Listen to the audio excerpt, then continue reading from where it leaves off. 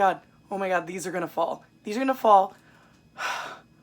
Okay, so I was able to pick these up. How the fuck am I gonna put them back down? Oh, I need to stop buying books. Hi guys, my name is Bobby. Welcome back to my channel. And as you can see, we're kind of in a different location. We got a new bed, and the bed is a lot higher up than my older one, which is fine, but it's a little bit softer. Therefore, I feel the camera would be leaning forward more and would be more likely to jiggle every time I moved. So with it being higher now, I was like, well, I wonder if I can actually stand in front of my one bookshelf that I own. Well, I lied. There's another one, the small one right over here that has a lot of paperbacks, all of my Richard Lehman and a lot of my compendiums and stuff, like my Walking Dead compendiums, my Buffy the Vampire Slayer Watcher's Guide, stuff like that in it. That's over here. This is the bookshelf that I actually keep all my crap on. It's always a mess too. So, I mean, Funko Pops, Becca from Back in the Books, her candles, candy that I got from Honeydukes when we went to Universal, just stuff everywhere. But it's kind of fun because I can stand now, which is weird. I don't know, we'll see how I like this, especially since I can't close my closet door because of the bookshelf being in front of one side of the closet. But this is a book haul. I don't even think I said that. This is a book haul. There's 21 books, I believe, in this haul. Yeah, lockdown had me buying lots of things that I probably didn't need and I know I don't have room for. But yeah, so we're gonna haul them now. I'm kind of excited to do this, getting to stand and the camera's not jiggling. We'll see how this goes, because it's a mess. Okay, so the first two books I'm gonna talk about are books that I actually hauled for my husband, Matt. My husband, Matt. He had talked about these books. Well, he talked about the one because I guess he'd read it previously and it had been years, and he's like, you should read this. So I plan to read it eventually, and they're by the same author. They're both by Greg Prato. So first you have Grunge is Dead, the oral history of Seattle rock music. So this is all about the grunge era and rock in Seattle, and how Seattle was huge in creating the grunge rock scene. So I guess this guy like hung out, he was a journalist for Rolling Stone and stuff like that. So he hung out with a lot of the bands, and Matt said it was really, really good. So I got him this one so he could reread it, and he says I have to read it. And then I also got him, also by Greg Prato, 100 Things Pearl Jam fans should know and do before they die. My husband is a humongous Pearl Jam fan. They are his all-time favorite band. That's all he talks about. He is fucking obsessed. You could ask Matthew, what is the 6th song on the 9th album, and he could tell you like that. Like, he is that obsessive. So yes, this is all about them. Granted, most of it he knows, but there's things in here that suggest that you should do if you're a huge fan. So I just got, it wasn't very expensive, and you know, since I couldn't go anywhere or do anything, why not add another book to the piles of books that I already have? There's only one book in this pile of stuff that I've gotten in the last couple of months that I've actually read, and that's Girl in the Stars by Mark Lawrence. I read this in April. You would have seen, or May, excuse me, you would have seen this in my May wrap up. This is a continuation of the world that the Book of the Ancestor took place in. Different story, different timeline. I'm pretty sure it's a different timeline. Mark Lawrence won't say either way. I actually tweeted Mark Lawrence and asked him if does it take place before Nona's story, during, or after, and he wouldn't say. So I have a feeling these stories are going to tie together somehow. But this tells the story of Yaz, who is part of one of the ice tribes. So this is all about the ice tribes up on the ice, and it's her story. And the ice tribes have this big, huge pit where they throw children who are deemed unworthy or that wouldn't survive in their world, because you know, being up on the ice is really, really harsh and dramatic, and it's very hard to live, and if you have any kind of disability or anything like that, you're not going to survive. So this is her story. She believes from the very beginning that she is going to be thrown in. You get 2 times you go to this pit, and there's like a priest-like guy who assesses you. And the first time when she was 8, she passed, and now she's going in at 16, and she knows for sure she's going to get thrown into the pit. Instead, she does not get thrown into the pit. He sees something in her that he wants to use because, you know, pieces of trash, people, and books. And so he pushes her off to the side, but then her brother's next in line and he gets pushed into the pit. So Yaz, being all upset because she doesn't think her brother deserves that, jumps down into the hole after him, and the story goes from there. Her story was I mean, you can watch my May wrap up. It's written to YA for my taste. It's supposed to be adult. It was very, very much YA, and I did not like Yaz. Yes, I will read the second book because I want to know where this goes, and I want to know how it ties into Nona's story, or at least that arching plot over there. So yeah, I read this, only gave it 3 stars, but it's the only book in this pile that I've actually read. Let's see, next we'll go into the 2 books that I'm currently reading. Let's see, first on that list, oh God, is The Way of Kings by Brandon Sanderson. This was a gift from the lovely Cody at Cody's Book Corner. She has her other book that she sent me finally arrived. At least I'm pretty sure it's from her. It came from Book Depository and it didn't have a note because Book Depository doesn't do notes. I sent her a message to see if it's her. She hasn't responded yet, but I'm pretty sure it is because it fits her description. She says both books that she sent me were big. They were both very opposite of each other, and they were both 2 of her favorites. So when this one came, I knew exactly that it was from her. But this is a beautiful hardcover edition of The Way of Kings. The Way of Kings, book 1 in the Stormlight archive. Book 5 is about to come out in November, I believe it is. So I am doing this as a part of a buddy read with Brittany from Books with Brittany. That's the name of her channel, Books with Brittany. She's got a Discord running where it's all broken down, and I've broken it down day by day. She has week by week, so we have a certain amount of pages we have to read by the end of each week. So you have to read from here to here, and you have all week to do it. It doesn't matter if you get behind, I mean, because the Discords are still open and they're broken down by week. I've been keeping up. I am totally caught up. We are just finishing week 2, and I am caught up, so I am far enough in here. There's my bookmark. I am on page 455 in a 1,000 page book. So I'm almost halfway done, which is amazing because I don't think I'd ever be able to read this book without a buddy read. But I'm currently reading this one. Today is Saturday, so I finished the reading for the week yesterday. So I don't have to read anything today, which is good. But then tomorrow we will start next week's chapters and whatnot. And we will have this finished by the end of June. So far, I'm really liking it. Can't really describe what The Way of Kings is about. It is a huge, dense, epic fantasy, huge, epic world. I guess it is part of the Cosmere, so if you've read the Mistborn series, I read the book 1 in the Mistborn series. Don't see any connections yet. I guess it's overarching, like they all take place in the same world. It's really hard to describe what this book is about, but it follows 4 different perspectives. You have Kaladin, Sazeth, Shallan, and Dalinar, and those are the 4 main people you cover. Kaladin is a man who's about 19 years old, 19, 20, was trained to be a surgeon by his father. His father was a surgeon.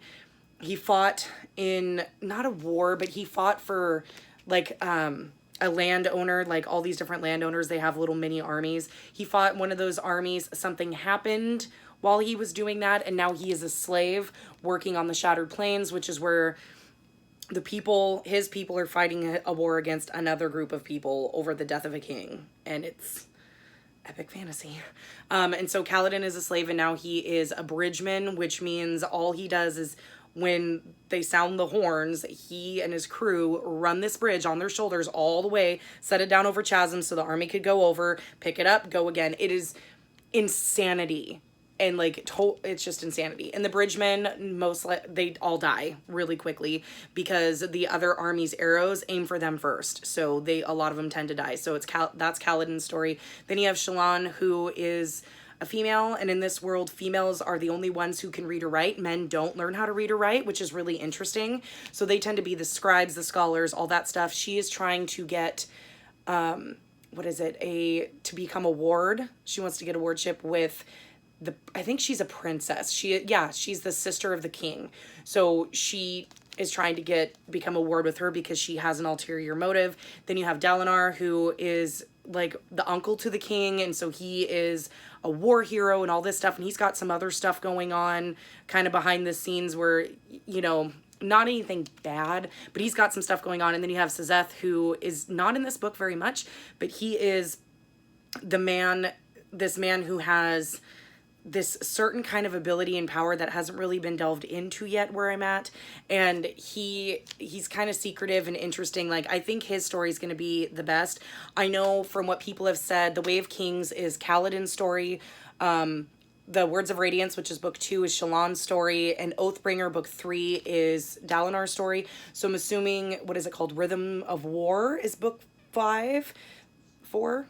4 that's coming out, book 4, and that I'm guessing is going to be Suzette's story. I know the Stormlight Archive is supposed to be a 10-book series that's told in 2 arcs, so the first 5 books are one arc, and then the other 5 are another. So we'll see how this goes. So far, I'm enjoying it. It is a slow burn. I like Brandon Sanderson's writing. It's very easy to get into. Why am I talking about this book like it's a review? I don't know. But yeah. And I'm going to shut up about it now. Enjoying it so far. Glad I'm doing it as a buddy read. And this will segue kind of in. The other book I'm reading is one of my Book of the Month books. And I have 4 Book of the Month books to haul. But this one is one of my June Book of the Months. And that is The Last Flight by Julie Clark. This is a thriller. It's pretty short. This tells the story of Claire and Eva. Both of women need to escape from their current situations. Claire is, I think, pretty much the main character of the story, and Claire is a woman who is married to a politician a man named Rory, who is trying to run for Senate or is going to put a bid in to be a senator. He's also very, very abusive, very physically abusive, and so she wants to try to escape, but it's really hard because he tracks her every move, and you know, he's a politician, so everybody watches them, and their eyes are all on them. So when she's at the airport about ready to leave to Puerto Rico on some trip that he has her on for, I don't know, something about a foundation or whatever, she runs into Eva at the airport bar, and they decide to switch tickets, and Claire flies to Oakland and Eva's supposed to fly to Puerto Rico and pretty much switch identities, and both get a chance to run away. Only problem is the plane to Puerto Rico crashes and everything kind of goes from there. I am only 57 pages in. I picked this up last night, and it's a really quick read, and it's very tension-filled and very gripping right from the front. I'm hoping to finish this in a day or two, because so far it's really good, and I haven't read a good thriller in a while. The other Book of the Month books that I picked up, this one is from May, I believe, and that's Happy and You Know It by Laura Hankin. This is a story of a woman who used to be in a band. They kicked her out. Now the band is famous. So how she makes her money is she sings songs for playgroups for rich people on the Upper East Side in New York.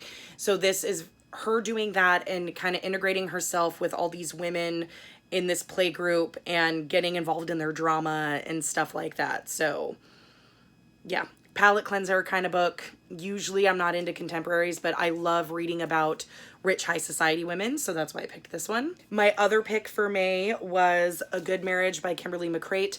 This I've heard amazing things about. This is another thriller that's kind of a legal thriller. I don't really remember what it was about. It's about a woman, I think she's a lawyer, and she's had problems in her marriage, and then there's a friend of hers that needs her help, and she helps them, something like that. I know it deals with marital problems, and it's got some legal stuff in it, but I've heard nothing but good things about it. So, and again, need more good thrillers in my life. My second June pick, even though this isn't a June book, it's just a literary read, which is an extra book on Book of the Month.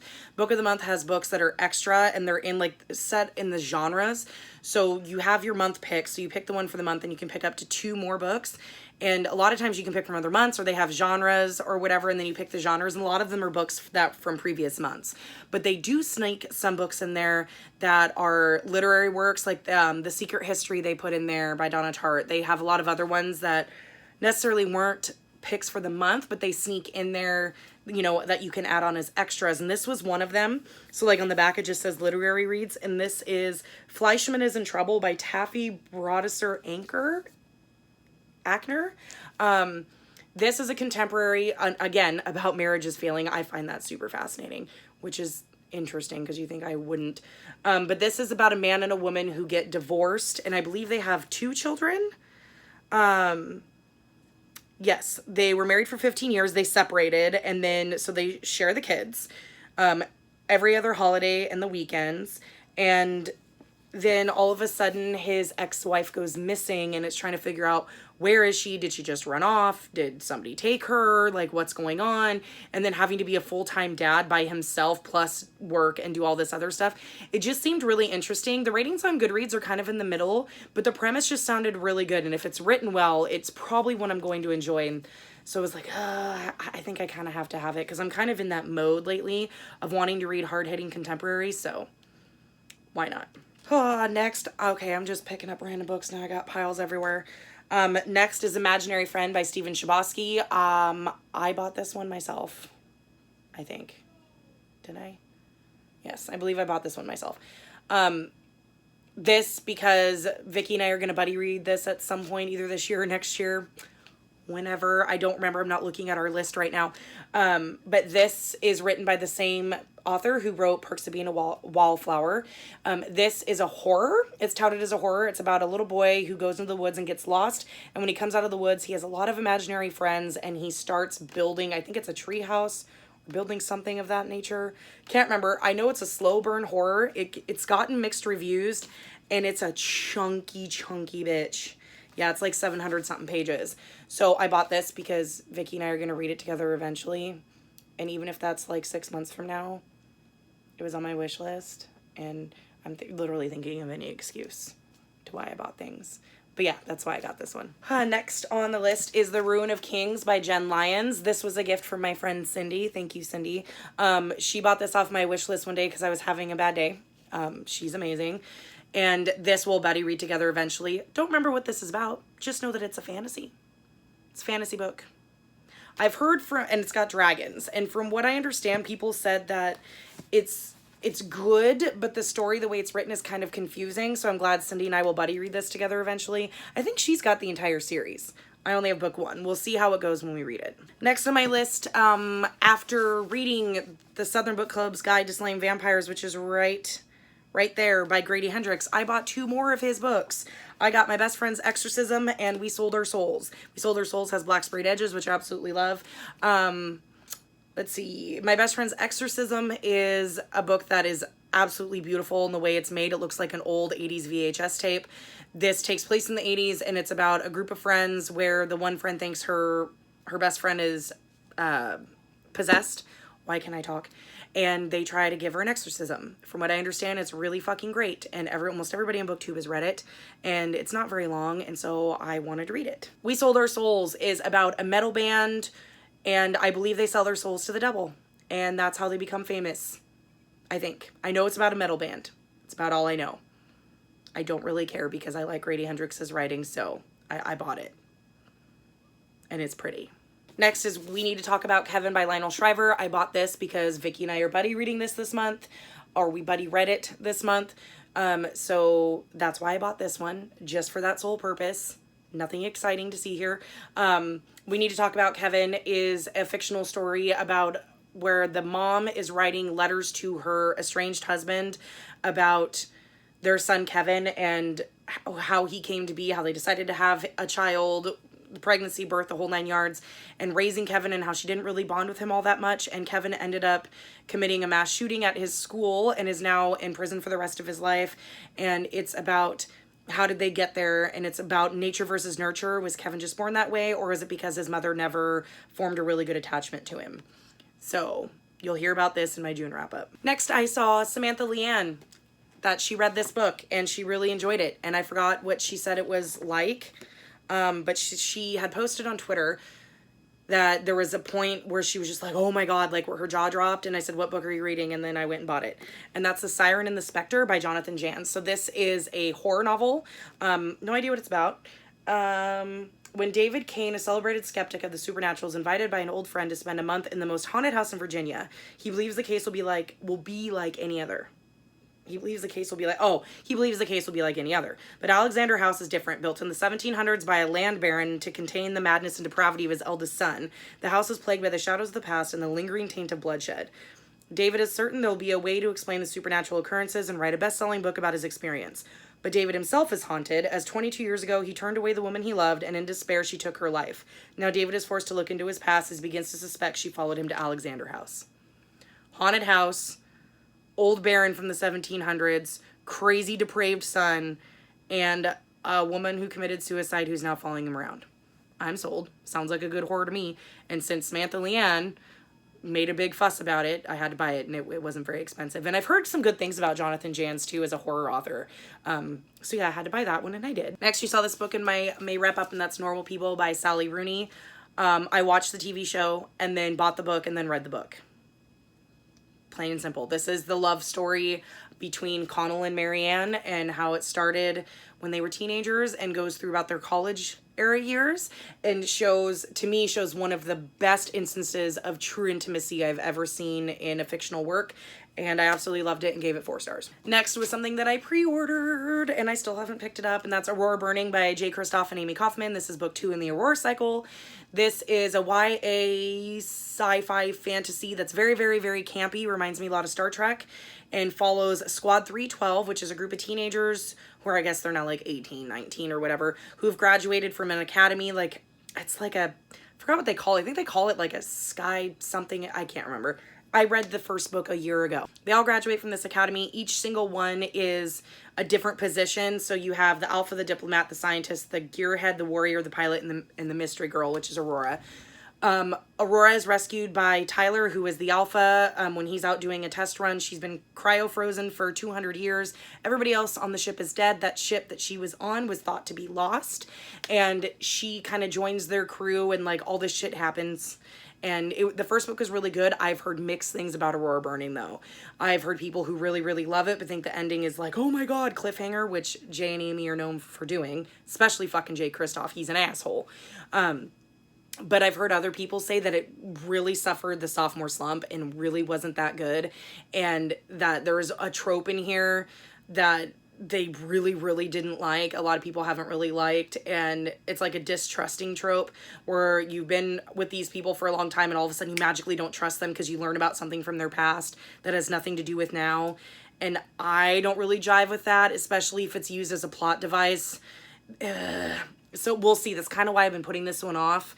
I want to read a couple more reviews first, but we'll see. I'm still excited to read it because I loved the Illuminae files and I love Nevernight and all that, and I really did love Aurora Rising. Why can't I think of it? I really did love Aurora Rising, so hopefully I'll get to this soon. We'll see. Okay, in the middle of quarantine, I fell down a really bad rabbit hole. I really love cults, so if you have any books that fictional, nonfiction, whatever, that deal with cults, give me the recs because I find cults fucking fascinating. I myself am not a religious person, and to watch cults and how people get so sucked in and will literally believe anything some random person will tell them, no matter how ridiculous and asinine, just so they feel like they belong, it just blows my mind because I have too logical of a brain, so I can't understand how people do that. And I just find it fascinating. So I went down 2 rabbit holes during this whole debacle of the last 3 months. First, I went down a medieval rabbit hole where all I was watching was documentaries on the Tudors and anything about medieval Europe. That was like a 3-week-long rabbit hole. Thank you, Amazon Prime, for having some really fun documentaries. Then I went down the cult rabbit hole. So I got this one because this one this cult I haven't heard as much about, and it's still active today.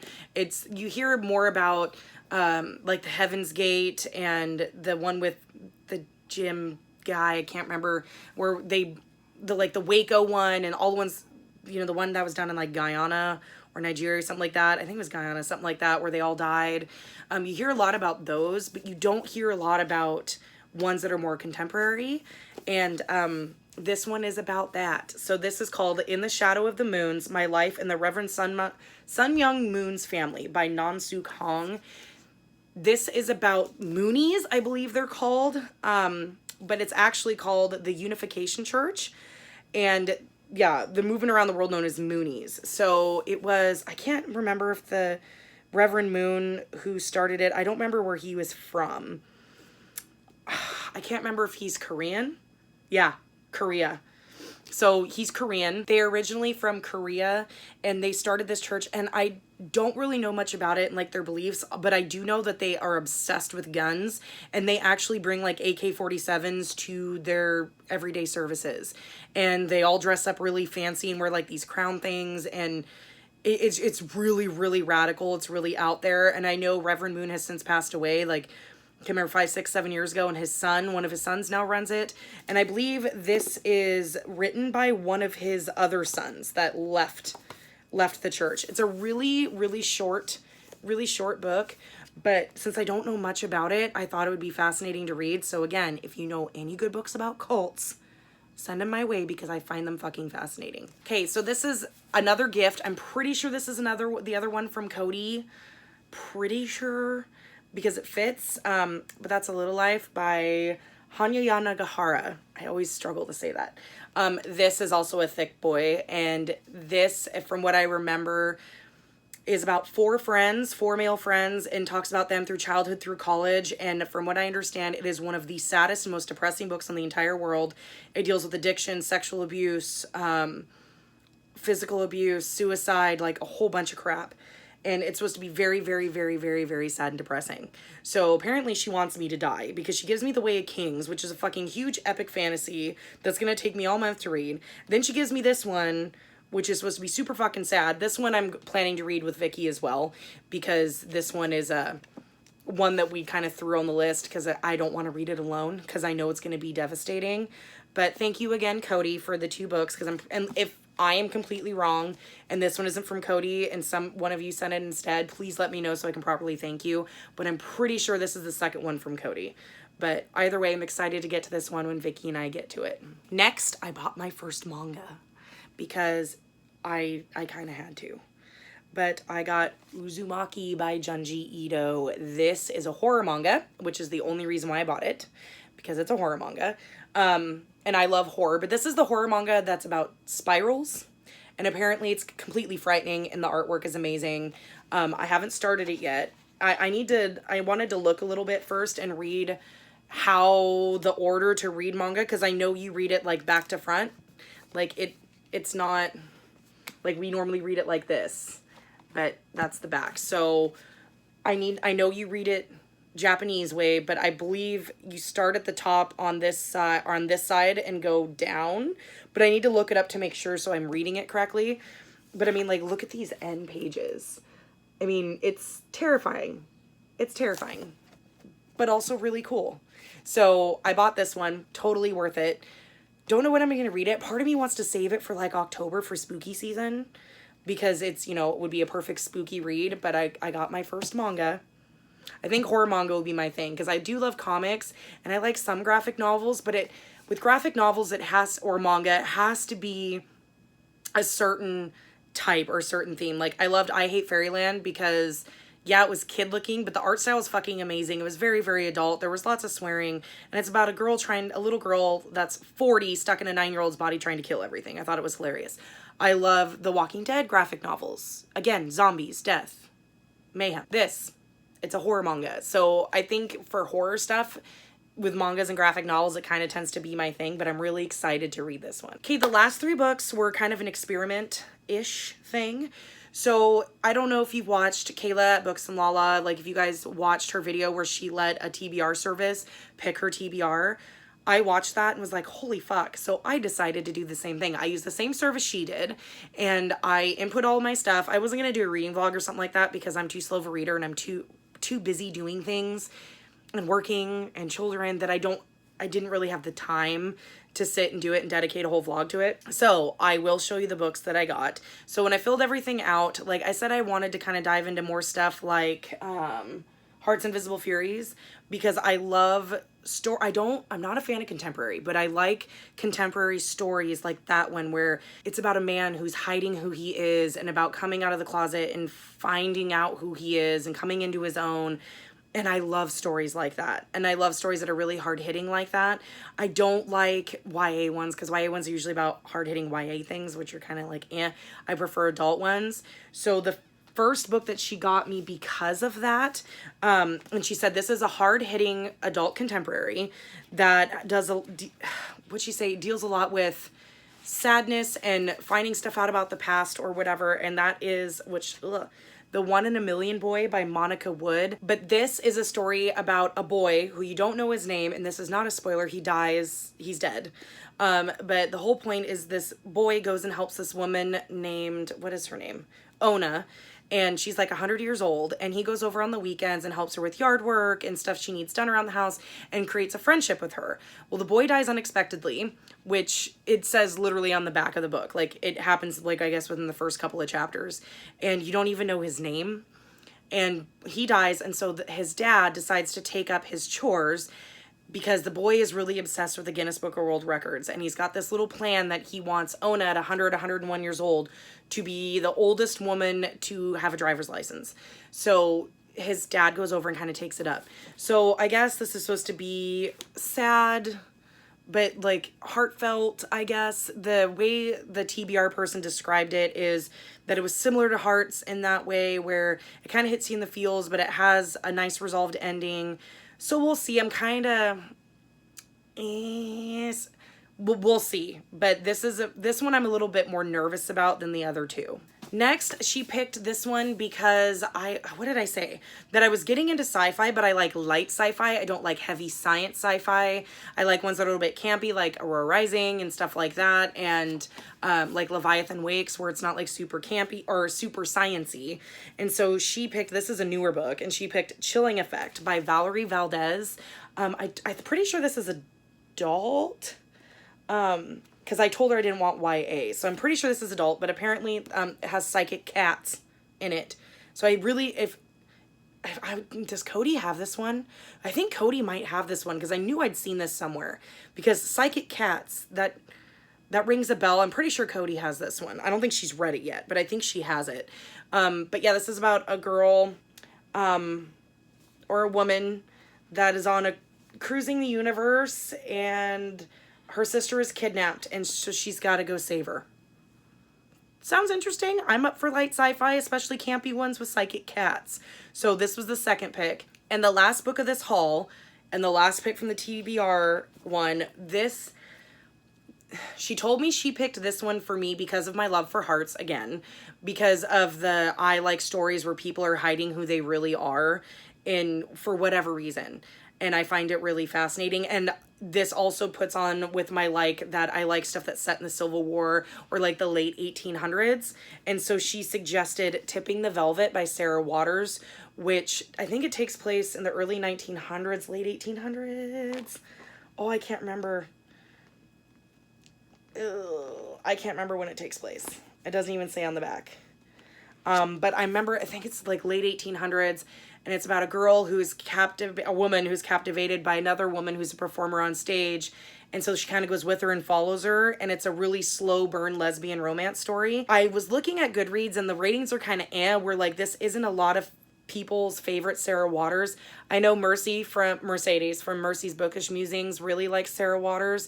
I don't know if I've heard her talk about this one. Maybe I should like deep dive into her videos and see if I can find it, because I know that she has read a lot of Sarah Waters, but this is one of her earlier works, and some people say that it's really, really slow moving, and other people fucking loved it.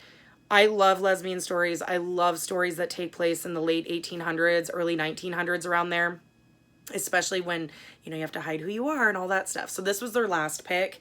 So I need to like these three, I need to get read. I need to get these read in a timely manner.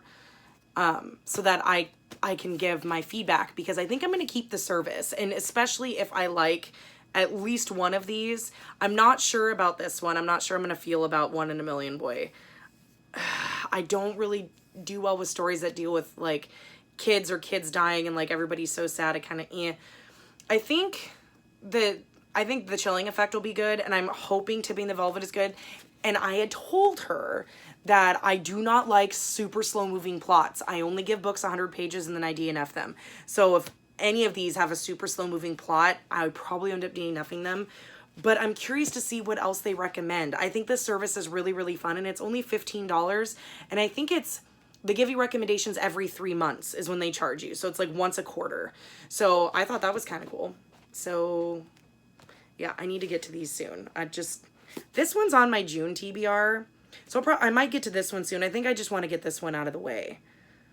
We'll see how it goes. Okay, guys, that's it. That is my ginormous book haul. I'm putting myself on a book buying ban.